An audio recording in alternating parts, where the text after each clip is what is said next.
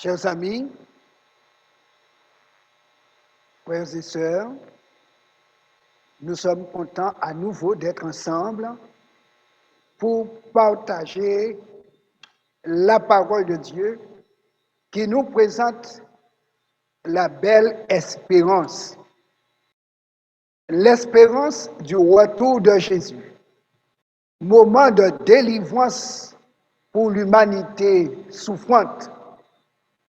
Ce soir, le sujet que nous allons considérer est capital.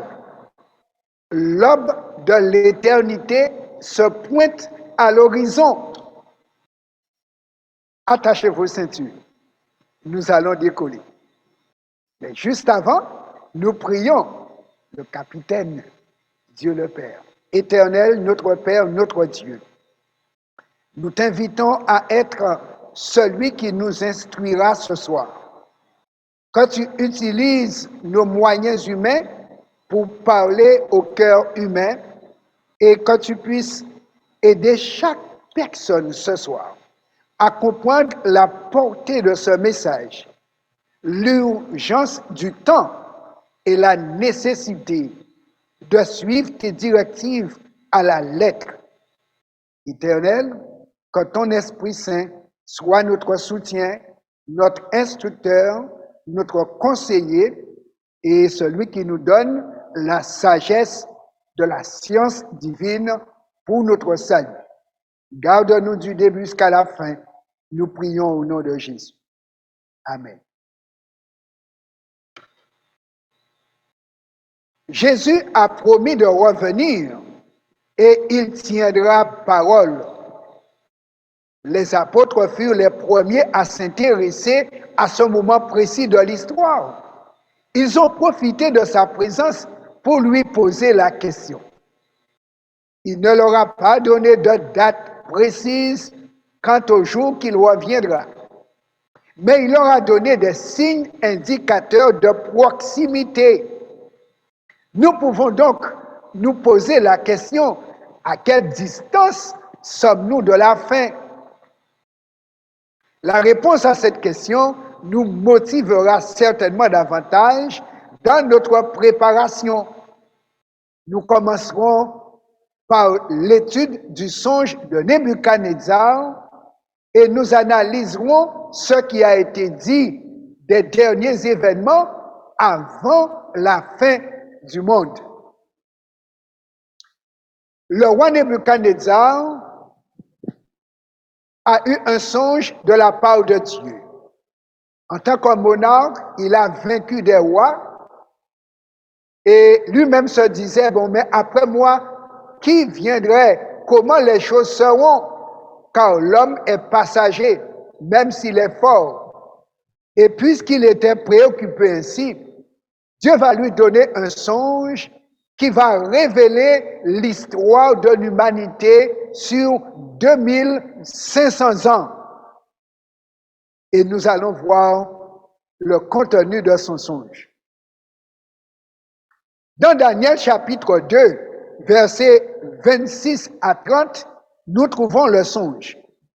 Le roi prit la parole et dit à Daniel, qu'on nommait Belshazzar, « Es-tu capable de me faire connaître le songe que j'ai eu et son explication? » Daniel répondit en présence du roi, « Ce que le roi demande est un secret que les sages, les astrologues, les magiciens et les devins ne sont pas capables de découvrir au roi. » Et nous profitons en passant pour dire, on appelle les devins garder affaires, mais ils ne peuvent garder affaires à bon Dieu. Ils connaissent les affaires du diable pour nous, mais pas le plan de Dieu pour nous. Donc, ils ne devinent pas correctement et ils trompent. C'est pourquoi certains les appellent mentis, cacouets. Car nous voyons une démonstration ici. Les devins, tous les devins de Nebuchadnezzar sont venus. Les astrologues, les gens qui s'occupaient d'horoscopes, ils sont venus, mais ils étaient incapables de dire au roi qu'est-ce qu'il avait rêvé la nuit. Et c'est alors que le seul qui s'est présenté devant lui, c'était un serviteur de Dieu, c'était Daniel.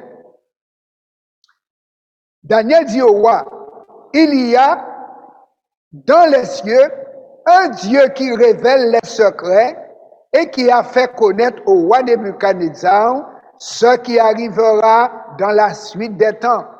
Donc, notre vrai lendemain, seul Dieu le connaît. Le diable peut partager avec nous son projet, mais il ne connaît pas le projet de Dieu pour nous. Et tout le projet du diable pour nous, c'est pour nous perdre. Et il a démontré cela depuis l'Éden. Ève l'a cru, il a menti pour Ève et l'humanité est perdue. Jésus a dû payer de sa vie pour nous sauver. Et c'est pourquoi il va nous révéler notre avenir, le vrai, ce soir. Et vous allez le considérer. Il a fait connaître au roi Nebuchadnezzar ce qui arrivera dans la suite des temps. Voici ton songe et les visions que tu as eues sur ta couche.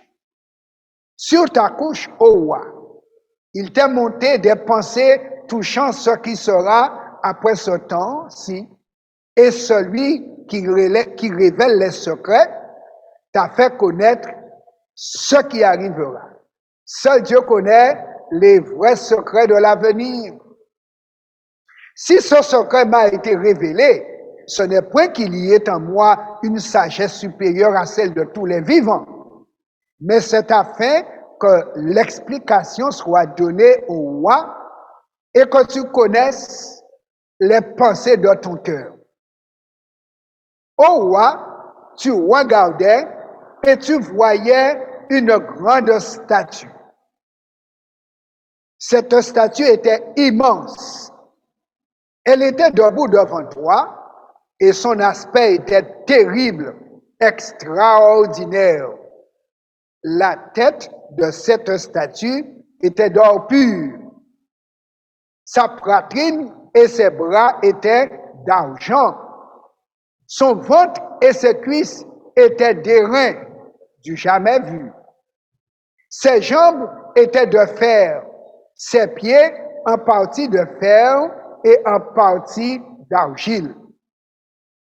Tu regardais lorsqu'une pierre se détacha sans le secours d'aucune main, frappa les pieds d'argile et de fer de la statue et les mit en pièces. Terrible, hein? Une pierre qui détruit du fer, de l'airain, de l'argent, de l'or. Alors, Daniel dit au roi, le fer, l'argile, l'airain, l'argent et l'or furent brisés ensemble et devinrent comme la balle qui s'échappe d'une aire en été. La balle, c'est la petite paille fine qui se décolle du grain de blé et que le vent emporte facilement. Quel avenir pour l'humanité! Paille que le vent emportera. Le vent les emporta et nulle trace n'en fut retrouvée.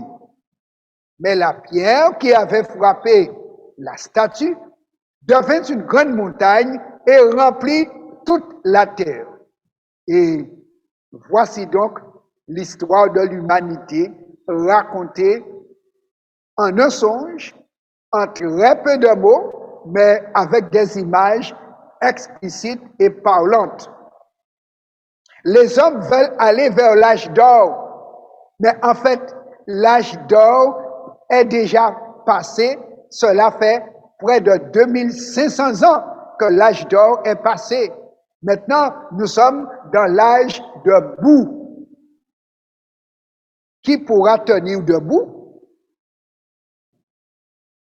Voyons donc l'explication du songe.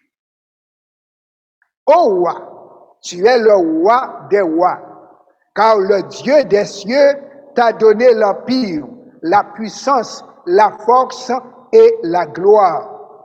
Il a remis entre tes mains en quelques lieux qu'ils habitent les enfants des hommes, les bêtes des champs et les oiseaux du ciel, et il t'a fait dominer sur eux tous.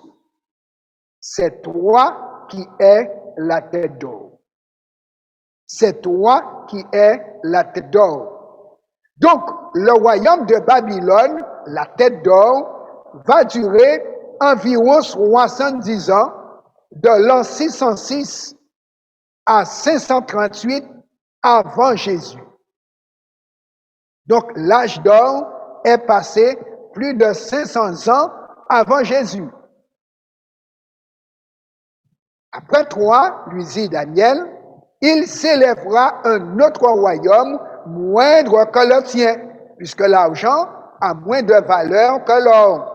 Et jusqu'à présent, il y a 3 médailles d'or, de bronze, et d'argent et de bronze. La poitrine d'argent, c'est le royaume des Mèdes et des Perses qui vont conquérir l'empire de Babylone. Et cet empire médo-perse va durer de 538 à 331 avant Jésus. Et Daniel dit au roi, puis un troisième royaume viendra qui sera des reins et qui dominera sur toute la terre.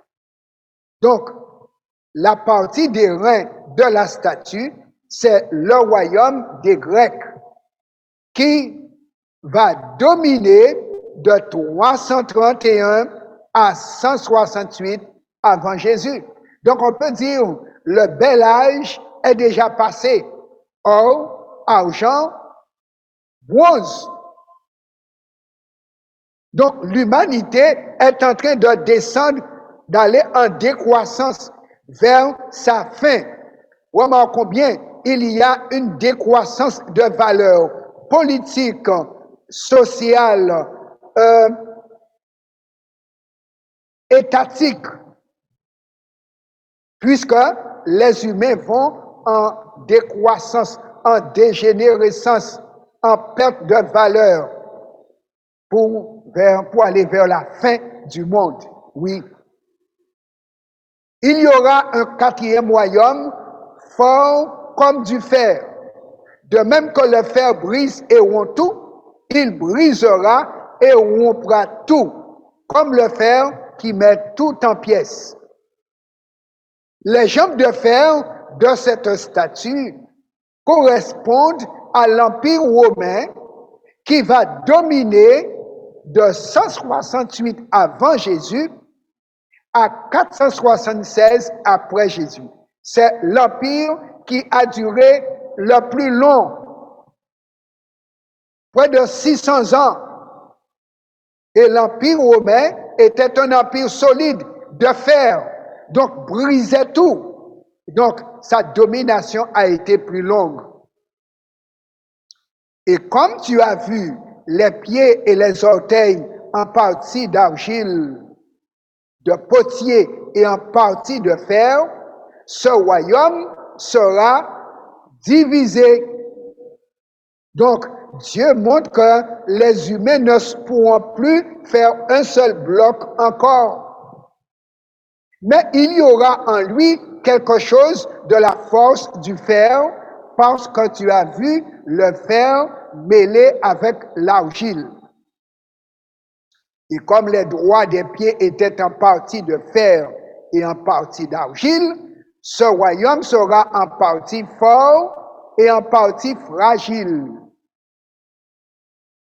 Tu as vu le fer mêlé avec l'argile, parce qu'ils se mêleront par des alliances humaines, mais ils ne seront point unis l'un à l'autre, de même que le fer ne s'allie point avec l'argile. Le coutelas dans la terre mouillée est alourdi par la terre.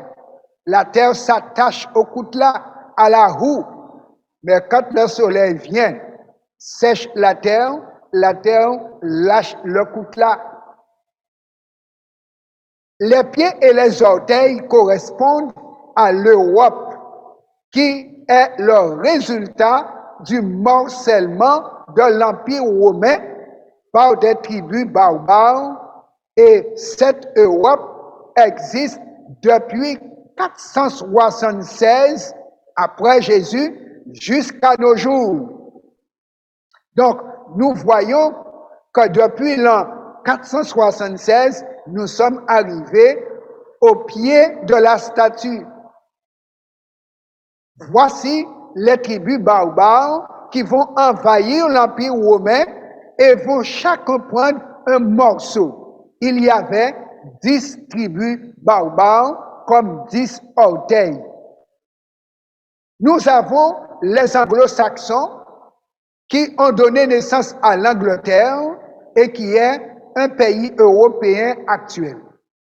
Ensuite, les Francs qui a donné naissance à la France dont nous sommes département. Donc Dieu nous a mis dans l'histoire. Et là, ce soir, nous voyons notre propre histoire d'Européens. Les Suèves se sont installés au Portugal. Le Portugal est là toujours. Les Burgondes se sont installés dans la Suisse. La Suisse est là toujours. Les Lombards se sont installés en Italie et ils sont là toujours. Ce sont les Italiens. Les Ostrogoths ont été détruits par la papauté pour arriver à dominer l'Europe pendant 1260 années. Ensuite, les Visigoths, ce sont les Espagnols qui habitent l'Espagne jusqu'à présent.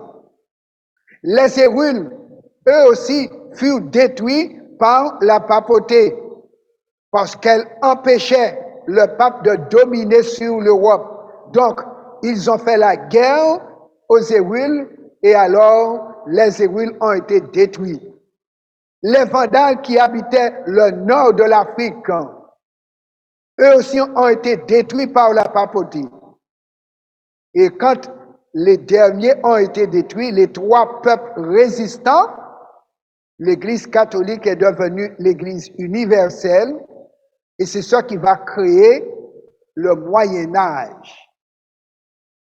Il y avait un seul chef en Europe, c'était le pape, et les rois européens étaient les vassaux de l'Église. Et finalement, les Allemands se sont installés dans le pays qu'on appelle aujourd'hui l'Allemagne. Voici donc les 10 tribus barbares qui vont envahir l'Empire de fer et vont le morceler en 10 parties. Il va y avoir plusieurs tentatives pour faire mentir la prophétie. Mais toutes ces tentatives ont échoué. Pourquoi? Parce que Dieu a dit, on va essayer de faire fer et argile se mêler ensemble, mais cela ne va pas tenir. Ce sont des alliances humaines, mais l'homme n'est pas fiable en longévité et en fidélité. Le premier essai d'unifier l'Europe, cela a commencé par la France et avec Charlemagne en l'an 800. Charlemagne a essayé d'unifier l'Europe, mais Charlemagne a échoué. Deuxième tentative, Frédéric Barbarousse en 1152. Et lui, c'était un Allemand. Donc, la France a essayé, n'a pas réussi. Ensuite, l'Allemagne a essayé, mais n'a pas réussi. Troisième tentative, Charles V, maintenant c'est l'Espagne qui va essayer en 1519, mais l'Espagne va échouer. Quatrième essai, Louis XIV, maintenant cela retourne en France en 1667. Louis XIV va essayer d'unifier l'Europe. Il va échouer, puisque Dieu a dit, ils ne seront point unis l'un à l'autre. Cinquième essai, Napoléon Bonaparte, en l'an 806, il a essayé, il est arrivé presque, mais il a perdu la dernière bataille. Dieu est fort. Il a perdu la bataille de Waterloo. Et il a dit à cette occasion, si je savais que le fer flottait, je serais le maître du monde. Mais il lui a manqué ce point et l'Europe est restée divisée. Ce qui a fait échouer Napoléon, c'est cet élément qu'il ignorait.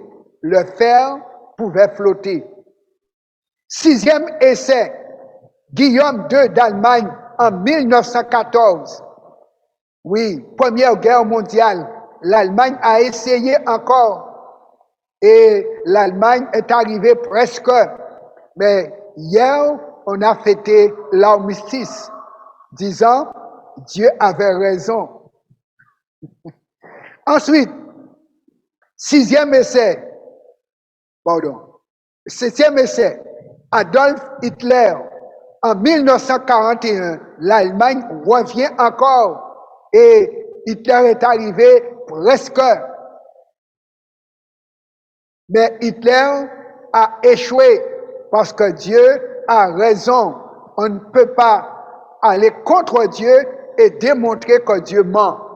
Au contraire, c'est l'humain qui montre que Dieu a raison et aura toujours raison.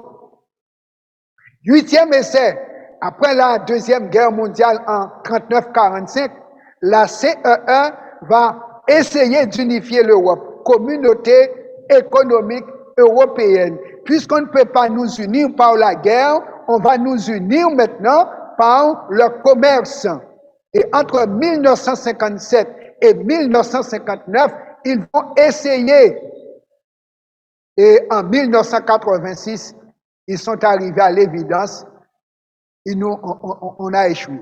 Et ils vont faire maintenant la 9e tentative par l'acte unique européen. En 1992, nous avons la monnaie en main, l'euro. 9e tentative. Tout le monde, la même monnaie, pour montrer qu'on est un. Mais remarquons bien, l'Angleterre n'a pas accepté l'euro. Et Dieu a bien dit, ils ne seront point unis. Et remarquons bien, l'année dernière, on a vécu le Brexit. Et en France, certains parlent de Frexit. Pour nous dire que l'Union européenne est en train de se désagréger. Et le virus a donné un bon coup à l'Europe, n'est-ce pas?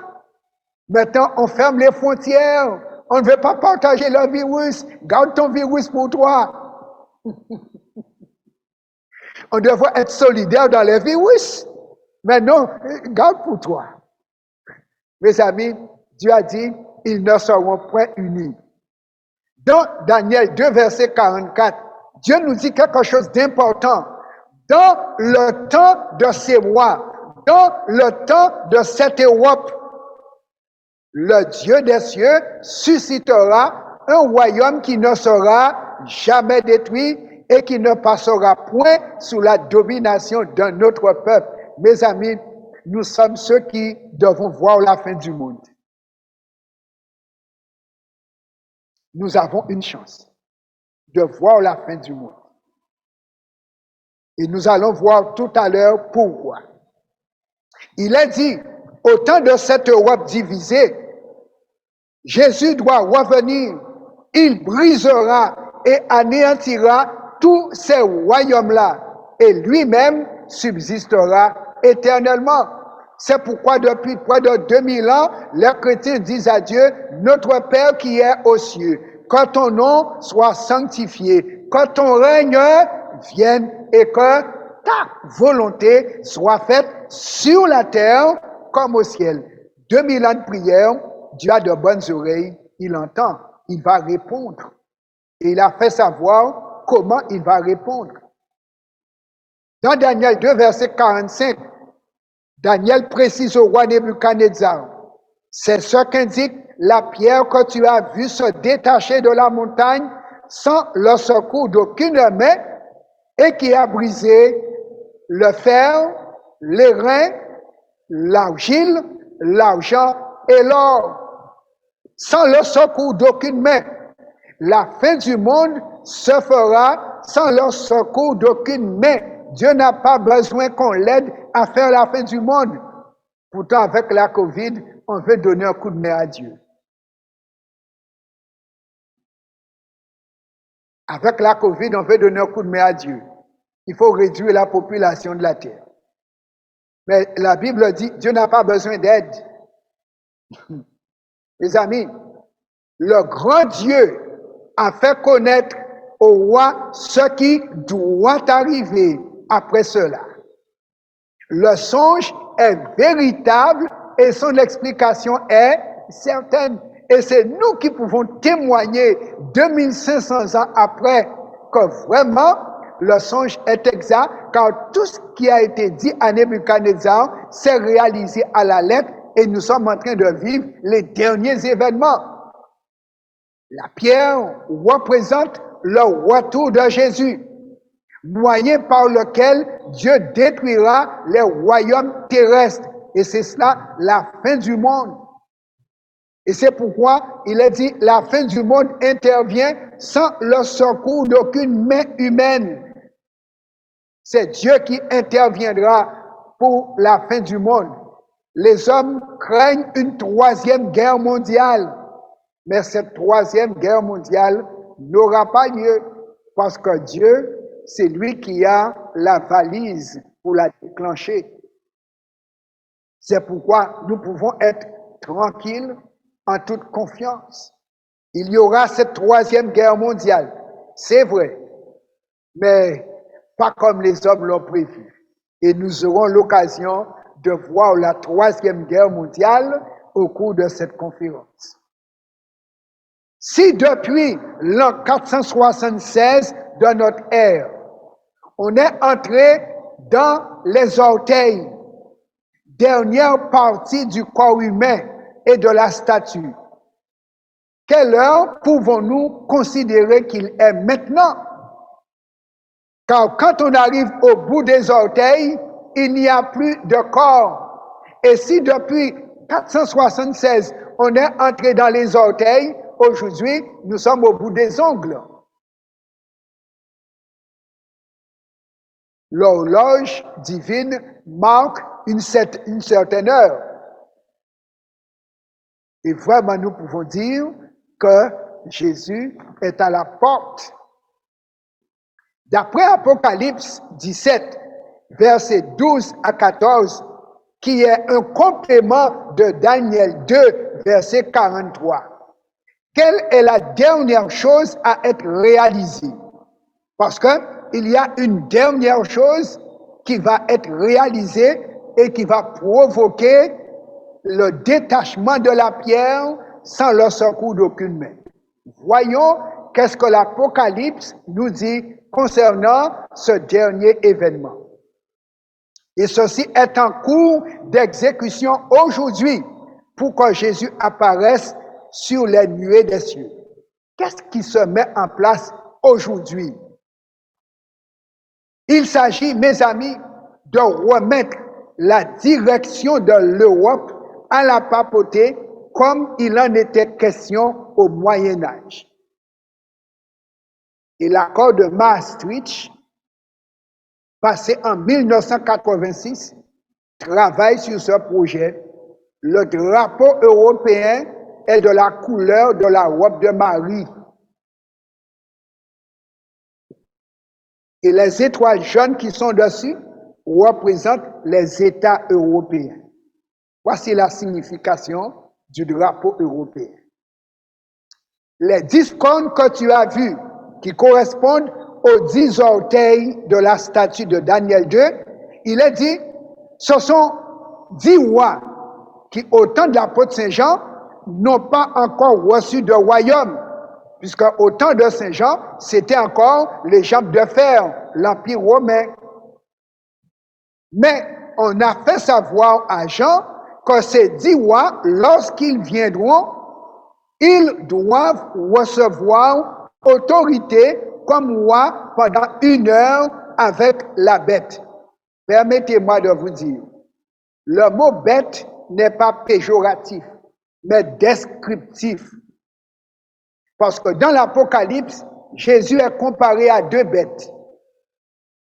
Pourtant, il est Dieu, mais il est comparé à deux bêtes. Et dans l'Apocalypse, la première bête à laquelle Jésus est comparé, c'est l'agneau. C'est pourquoi il est venu à la croix en agneau. Et un mouton, c'est pour être mangé. Et sur terre, on a mangé Jésus. En tant qu'agneau, Jésus a été mangé. Quel cabri peut se défendre devant le boucher? Quel bœuf a des cornes assez solides pour ne pas entrer dans un estomac? Jésus, en tant qu'agneau, a été dévoré sur cette terre. Par contre, en ressuscitant, la Bible nous dit qu'il est devenu un autre animal. Jésus est devenu le lion de la tribu de Juda. Et là, il y a un autre lion, c'est le diable, le lion rugissant. Mais Jésus, le lion de la tribu de Juda, a mordu le lion rugissant. Et quand Jésus est ressuscité, le lion rugissant est tombé.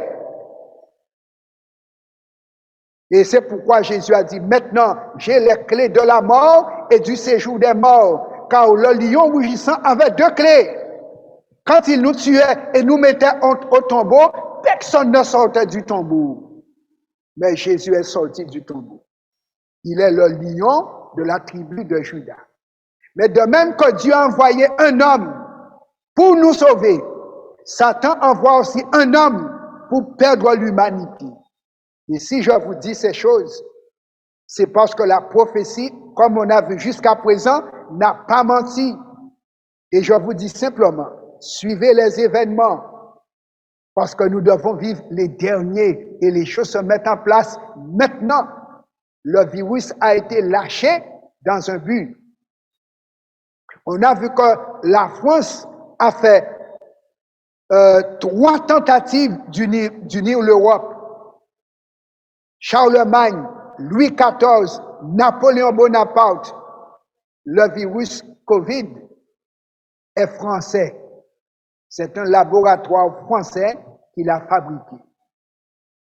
Et c'est pourquoi le président Macron a dit, la bête est là. Ils ont un même dessein, nous dit l'Apocalypse. Et ils donnent leur puissance et leur autorité à la bête. Ils combattront contre l'agneau et l'agneau les vaincra. Remarquons bien, une bête contre un agneau. Mais cette fois-ci, l'agneau ne sera pas mangé car il est déjà devenu lion de la tribu de Juda. Mes amis, pourquoi Jésus vaincra? Parce qu'il est le Seigneur des seigneurs et le roi des rois. Et les appelés, les élus et les fidèles qui sont avec lui les vaincront aussi. Donc, dans le dernier conflit, la Bible nous invite à nous positionner derrière Jésus-Christ, l'agneau de Dieu, si on veut vaincre le diable et ses associés. Les hommes politiques ne craignent pas Dieu. Dans son discours prononcé pour la réception du prix Charlemagne, et soulignez bien, hein, il a reçu le prix Charlemagne, le premier qui a voulu unifier l'Europe. Le pape François, ayant reçu ce prix, appelle l'Europe à retrouver, avec le concours de l'Église, un humanisme fondé sur une identité multiculturelle, ouverte aux migrants, une économie sociale de marché, capable de donner du travail aux jeunes et une éducation au dialogue. Et voici le rêve du pape François. Je rêve d'une Europe des familles. Donc, une Europe unie. C'est son rêve. Et la Bible dit, les rois européens vont l'aider à concrétiser ce rêve. Tout cela fait partie de ce que le président Sarkozy a dit, le nouvel ordre mondial arrive et personne ne pourra l'arrêter. Remarquons bien, aujourd'hui, on a commencé par le pass vaccinal. Et si tu n'es pas vacciné, tu es très limité. Il y a beaucoup de choses que tu ne pourras plus faire. Mais c'est le premier pas vers l'établissement du nouvel ordre mondial. Écoutez ce que dit un auteur français sociologue concernant l'orientation de l'Europe en rapport avec la papauté. Elle était présente, cette personne, cette sociologue, Liliane Voyer, elle était présente lors de l'accord de Maastricht en 1986. Et elle déclare, la future Europe sera chrétienne. Pourtant, Napoléon Bonaparte avait créé la laïcité, séparation entre l'Église et l'État. Et jusqu'à présent, la laïcité est véhiculée, mais la Bible dit, on va renoncer à la laïcité. Et on va revenir à la papauté comme chef suprême des États européens.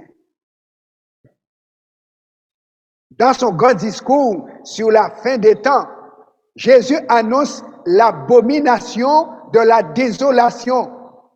Dans Matthieu 24, verset 15, c'est pourquoi, nous dit Jésus, lorsque vous verrez l'abomination de la désolation dont a parlé le prophète Daniel établi en lieu saint, que celui qui lit fasse attention. Dieu merci, nous sommes tous des lecteurs aujourd'hui. Nous pouvons vérifier ce qui est écrit dans la prophétie et regarder les événements se dérouler. Et nous pouvons dire que les Écritures, étant la vérité, Dieu nous a révélé notre avenir pour ne pas être pris dans les filets du diable.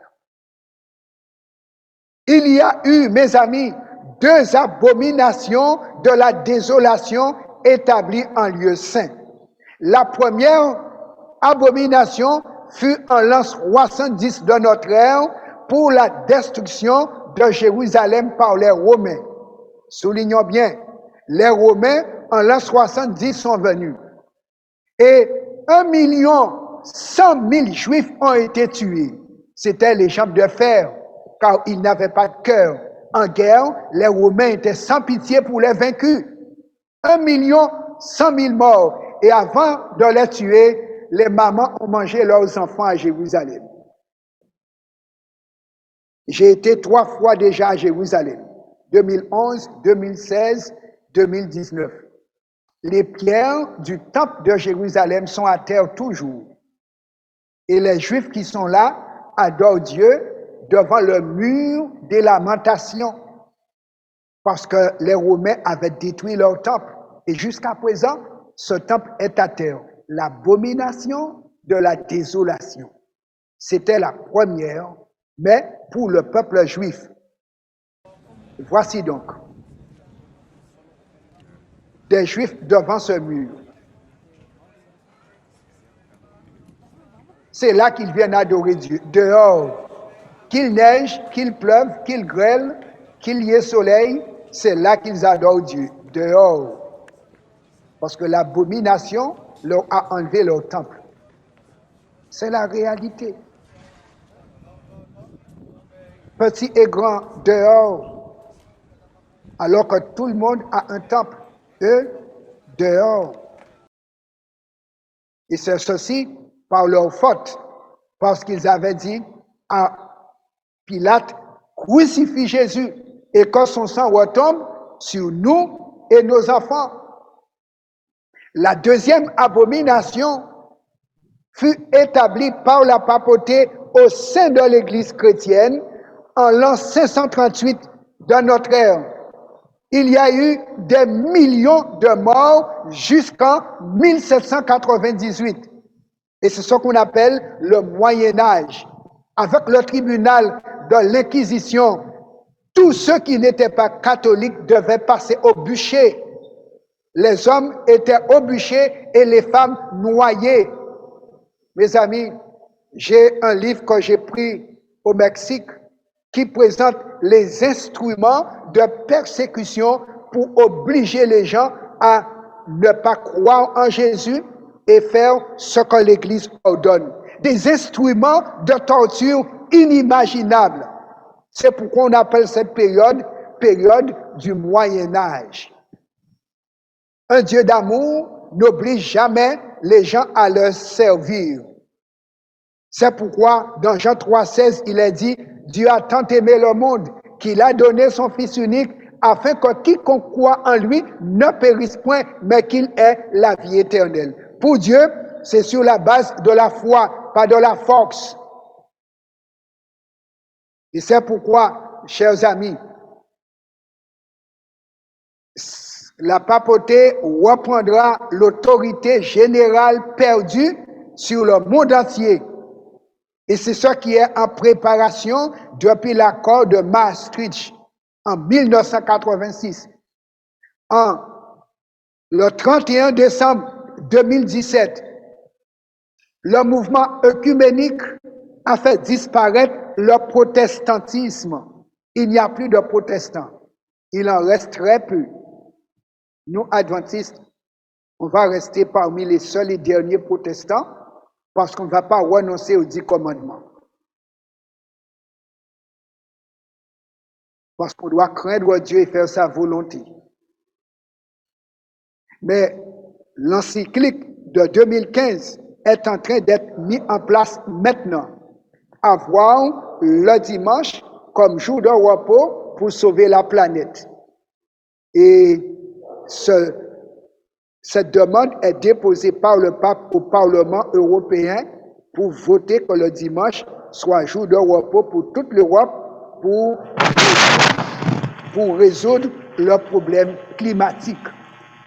Mes amis, suivez bien la prophétie avec les événements politiques et religieux qui se mettent en place maintenant parce que nous arrivons à la fin. Cette Europe chrétienne combattra contre Jésus et ceux qui lui sont fidèles. C'est ce que Dieu nous a fait savoir. Et Saint Jean est mort en l'an 100 et en l'an 98, il a écrit l'Apocalypse. Et nous savons que la prophétie, c'est l'histoire annoncée d'avance. Notre tour arrive. Si on est fidèle à Jésus, on doit disparaître. Et voici l'instrument de contrôle. Et c'est ce auquel on veut arriver. C'est pourquoi on a commencé à vacciner. Observez ceci.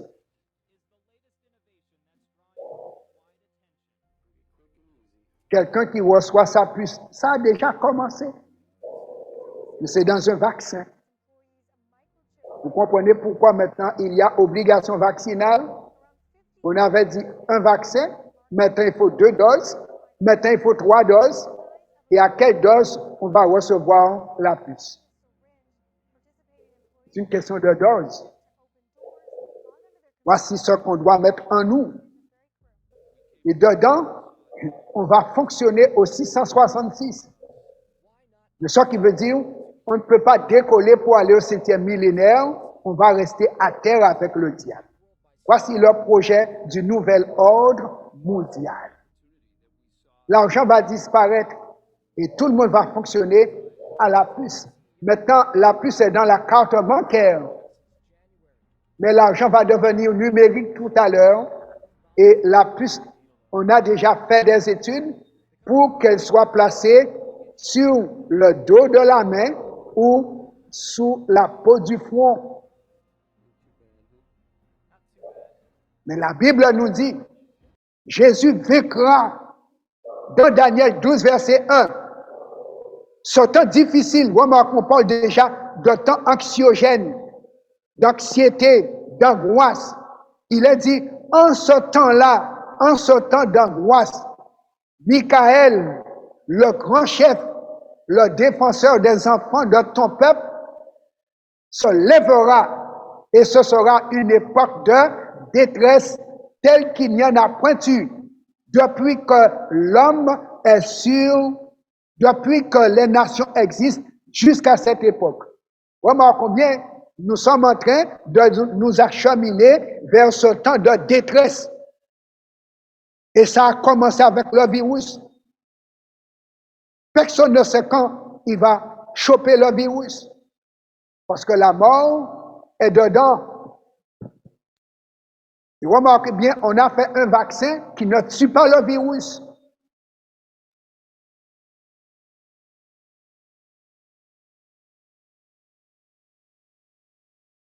Alors que tout autre vaccin tue les microbes, mais celui-là ne tue pas le virus. Parce qu'il y a un but. J'ai cru que après le premier confinement, le virus disparaîtrait. J'ai espéré. On m'a dit, hey, il y a un deuxième confinement.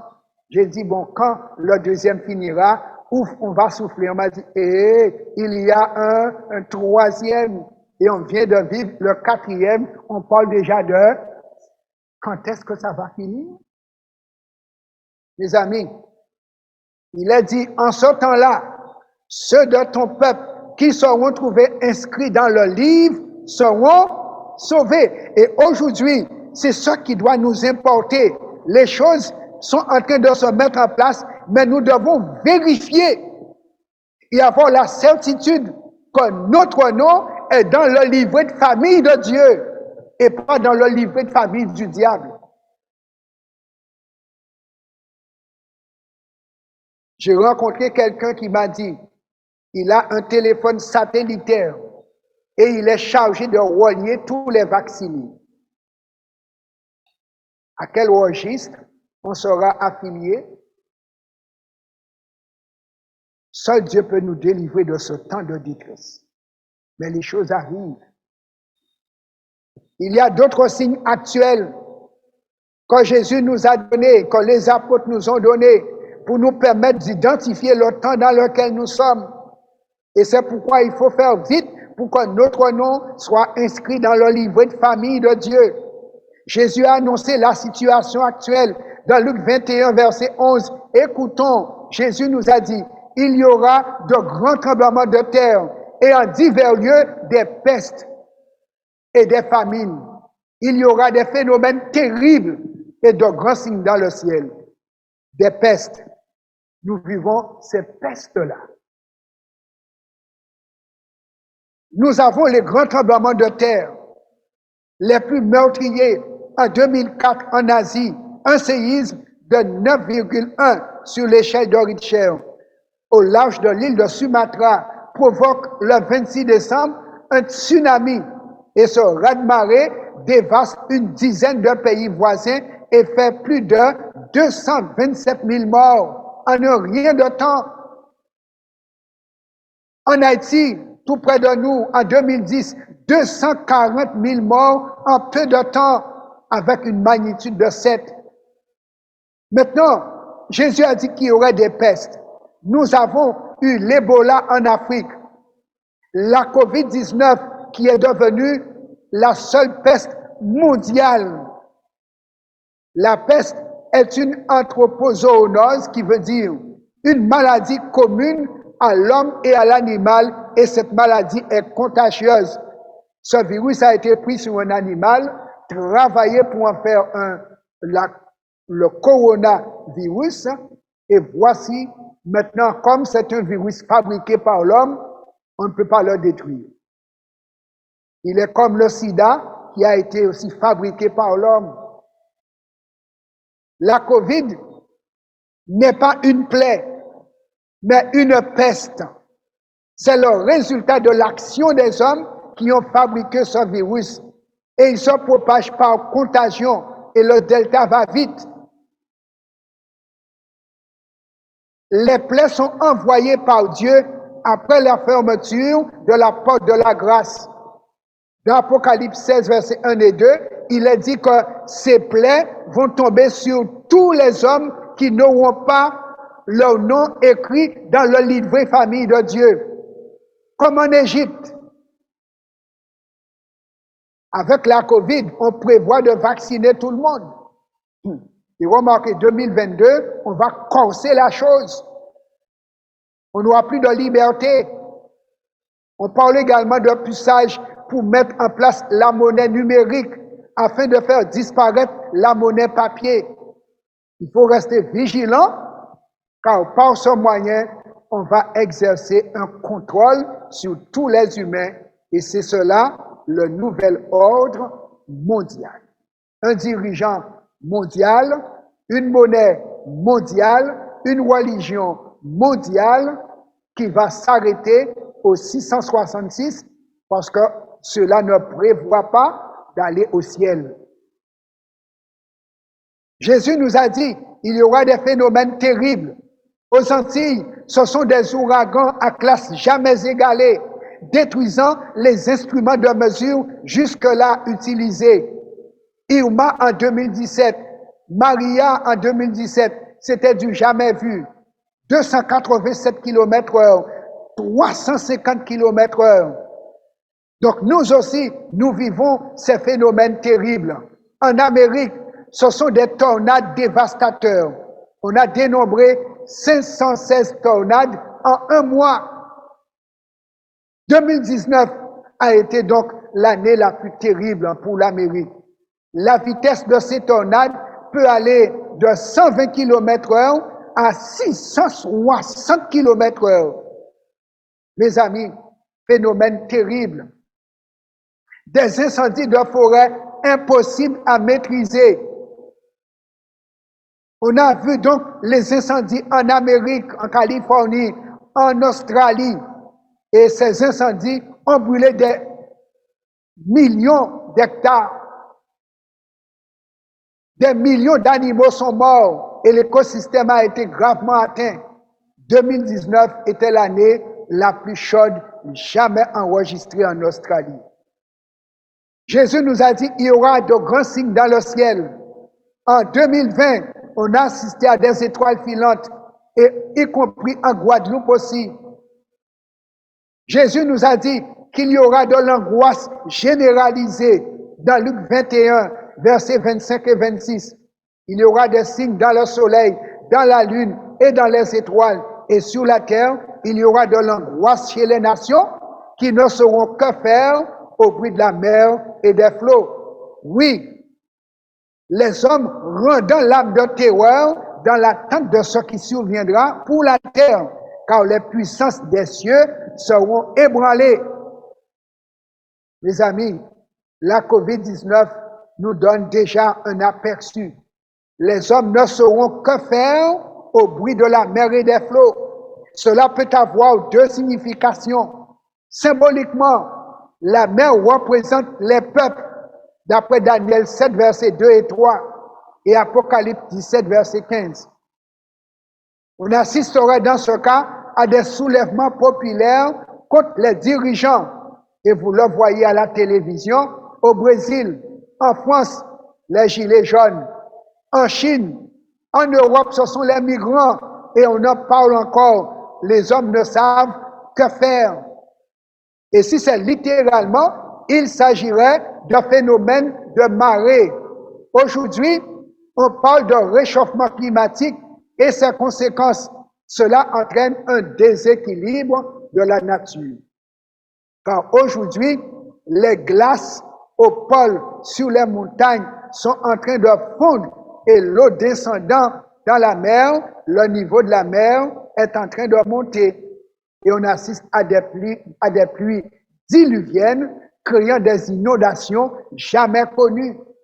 Nous sommes en plein dedans maintenant.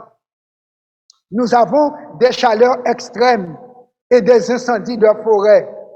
Le réchauffement de la planète ne rendra pas les ouragans plus fréquents, mais plus intenses. Et on peut dire merci Seigneur, cette année, nous avons été épargnés. Les dirigeants sont pris entre deux feux. L'économie qui génère de la pollution par gaz à effet de serre, on ne peut pas l'arrêter car il faut nourrir la population et en même temps, il y a la menace pour la vie de la planète. Que faire? Et la COP 29 ou 27 s'est réunie il n'y a pas longtemps pour voir qu'allons-nous pouvoir faire. La Bible dit, les hommes ne sauront que faire. Nous sommes en plein dedans, chers amis. Dans la société dans laquelle nous vivons, Saint Paul nous a donné des signes que l'on vit encore aujourd'hui. 2 Timothée 3, verset 15. Sache que dans les derniers temps, il y aura des temps difficiles, car les hommes seront égoïstes, amis de l'argent, fanfarons, hautains, blasphémateurs, rebelles à leurs parents, ingrats, irréligieux, insensibles, déloyaux, calomniateurs, intempérants, cruels, ennemis de gens de bien, traîtres, emportés, enflés d'orgueil, aimant le plaisir plus que Dieu, ayant l'apparence de la piété. 43 000 dénominations religieuses, mais reniant ce qui en fait la force, l'obéissance à Dieu. Éloigne-toi de ces hommes-là. La piété, c'est la soumission totale à la volonté de Dieu, telle que Jésus l'a enseigné dans le Notre Père. On peut réciter le Notre Père sans vivre le Notre Père. En conclusion, chers amis, dans Amos 4, verset 12, Dieu nous parle par la bouche du prophète Amos. C'est pourquoi je te traiterai de la même manière, Israël, et puisque je te traiterai de la même manière, prépare-toi à la rencontre de ton Dieu, ô Israël. Dieu a détruit des nations païennes, mais son peuple a fait comme les nations païennes. Dieu dit, je vais te traiter de la même manière. Prépare-toi à me rencontrer. Aujourd'hui, nous pouvons nous dire chrétiens, mais est-ce que nous vivons le modèle que Jésus a laissé pour nous? Et si nous ne suivons pas les traces de Jésus, on nous dit la même chose, prépare-toi à la rencontre de ton Dieu. Dans Jean 10, verset 16, Jésus nous dit, j'ai encore d'autres brebis qui ne sont pas de cette bergerie. Celles-là, il faut que je les amène. Elles entendront ma voix et il y aura un seul troupeau, un seul berger. Jésus est en train de rassembler son troupeau, mettre leur nom dans le livret de famille de Dieu et il reviendra pour la fin du monde. C'est pourquoi, dans Hébreux 3, versets 7 et 8, Saint Paul nous dit, selon ce que dit le Saint-Esprit, si vous entendez sa voix, n'endurcissez pas vos cœurs. Ce soir, Dieu nous invite à nous préparer à rencontrer Jésus. Nous sommes parvenus presque à la fin. Nous voyons tout sous nos yeux. Préparons-nous à rencontrer notre Dieu. Et si ce soir, le Saint-Esprit vient vous appeler pour vous dire, je veux mettre ton nom dans le livret de famille, fais le choix de te positionner derrière l'agneau, alors réponds oui au Saint-Esprit. Ce soir, le berger Jésus rassemble son troupeau et tous ceux qui aiment Jésus vont se positionner derrière Jésus. Jésus va intercéder pour eux pour que Dieu leur donne le Saint-Esprit pour les sceller dans la vérité qui sanctifie. C'est pourquoi demain matin, si Dieu veut, pour ceux qui le peuvent, j'aurais aimé que tous vous soyez là. Le sujet que nous allons voir, foi, parole, prière pour une vie de sainteté. Prépare-toi à la rencontre de ton Dieu. FPP. Voici comment se préparer. Demain, nous allons développer. Nous prions notre Dieu pour qu'il nous aide. Notre temps est critique. Le temps est court. il faut être prêt. Éternel, notre Père, notre Dieu, ce soir, tu as déployé devant nous l'histoire de l'humanité. Tu nous as présenté comment les choses se passeraient. Et nous qui sommes vraiment à la fin, nous sommes en train de vivre les derniers événements. Père, nous voulons nous préparer à te rencontrer. S'il te plaît, ce soir, viens à notre secours.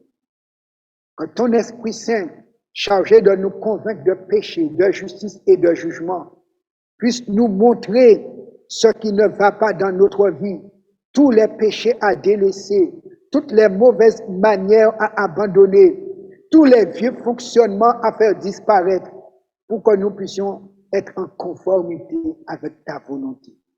Nous voulons être trouvés parmi les élus. Prépare nos cœurs et guide nos vies. Nous prions ainsi au nom de Jésus et pour ta gloire. Amen.